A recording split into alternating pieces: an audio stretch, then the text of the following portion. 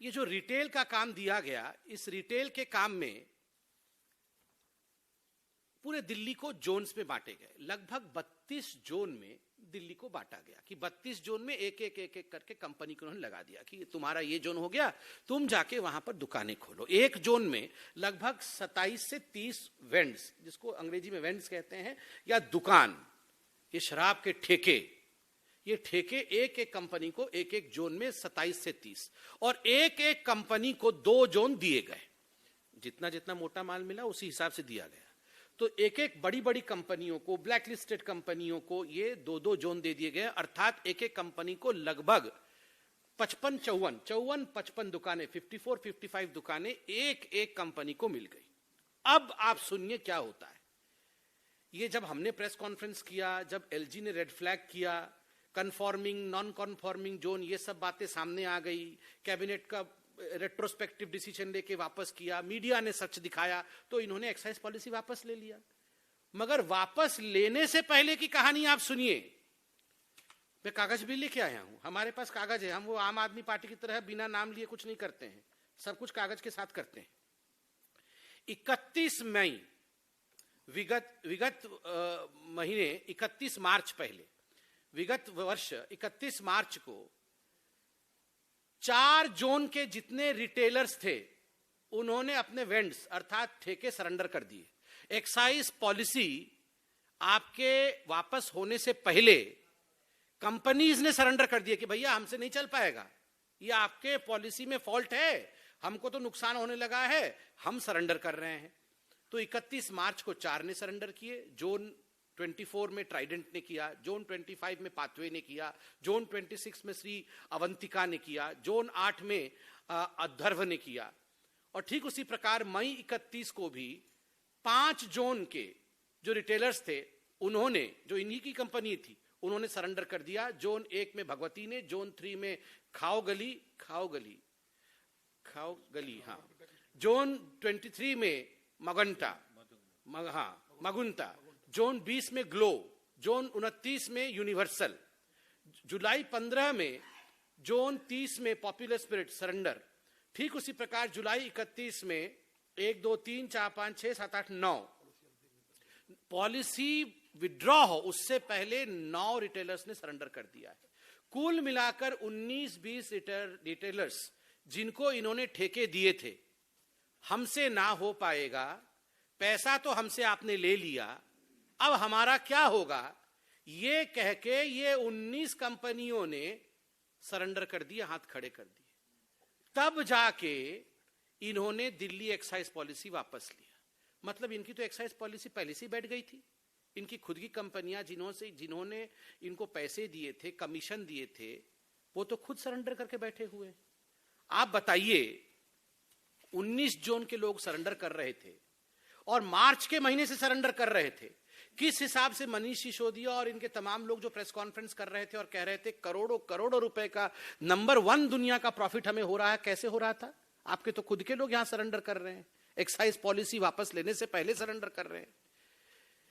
मनीष जी, इसमें जो प्रश्न उठते हैं वो निम्नलिखित है। पहला प्रश्न है कि क्या यह हकीकत नहीं है कि एक कमेटी बनाई गई थी? पहला प्रश्न है, ये आवाज हुई, मनीष जी सुन रहे हैं।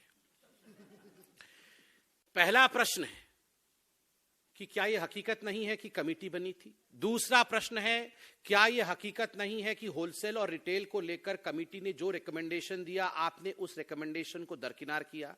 तीसरा प्रश्न है, मनीष जी, आपने ये जो रिकमेंडेशंस थे उनको दरकिनार किसके कहने पर किया, क्यों किया?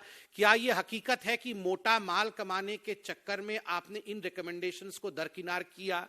अंतिम, क्या यह हकीकत नहीं है कि दिल्ली एक्साइज पॉलिसी जो आपने विड्रॉ किया उससे पहले 19 रिटेलर्स ने सरेंडर किया था? और एक अंतिम प्रश्न जो बहुत महत्वपूर्ण है, आप लोग देखिए, ये जो जोन में डिस्ट्रीब्यूट हुआ, एक एक कंपनी को 2-2 जोन में 54-55 ठेके मिले। एक जोन में लगभग मिनिमम 250 करोड़ रुपया का फायदा होता है, 250 करोड़ रुपए वहां से मिलते हैं। तो कुल मिलाकर के आपने ये जो 4 जोन है, तो 4 जोनों में 1000 करोड़ रुपए का एक तरह से इसमें पूरा घालमेल हो रहा था। आप मुझे ये बताइए, अगर 19 कंपनियों ने सरेंडर किया है, 5 जोन में किया है, तो आपको कायदे के हिसाब से जो H2 था, जो सेकंड बिडर था, उसको बुला लेना चाहिए था कि भैया H1 से नहीं हो पाया, उन्होंने सरेंडर कर दिया है, H2 आओ, आप संभाल लो। आपने H2 को क्यों नहीं बुलाया?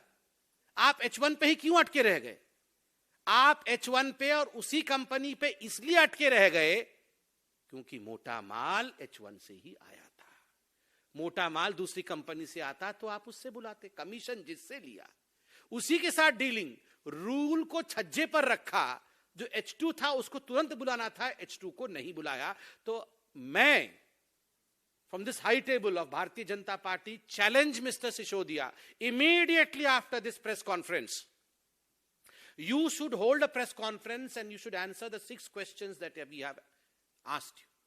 जो 6 प्रश्न हमने पूछा है, सिसोदिया जी तुरंत एक प्रेस कॉन्फ्रेंस करके, इधर उधर की बात, आप वर्ल्ड के बेस्ट शिक्षा मंत्री हैं, मंगल ग्रह, सूर्य ग्रह, वो सब आपके अधीन आते हैं, वो सब अलग बात है, मगर आप एक्साइज मिनिस्टर के नाते क्या कर रहे थे उसका जवाब आप दीजिए, बिल्कुल पॉइंटेड जवाब दीजिए। और मैं आप लोगों से भी निवेदन करूंगा, पॉइंटेड प्रश्न पूछकर उनसे पॉइंटेड जवाब निकालिए, इधर उधर की बात करने से मना करिए उनको।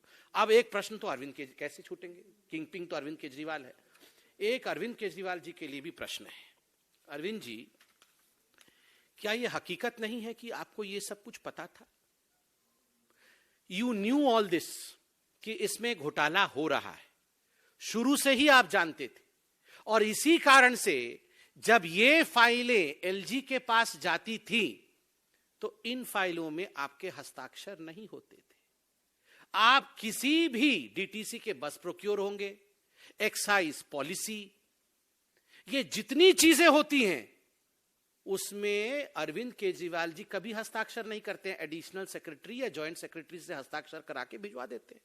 रूल बुक तो स्पष्ट रूप से कहता है कि अगर सीएम स्टेशन में है, कोई अर्जेंट मैटर नहीं है, तो आपको हस्ताक्षर करके एलजी के पास भेजना चाहिए, वरना यह वाजिब नहीं है, दिस इज नॉट लीगल।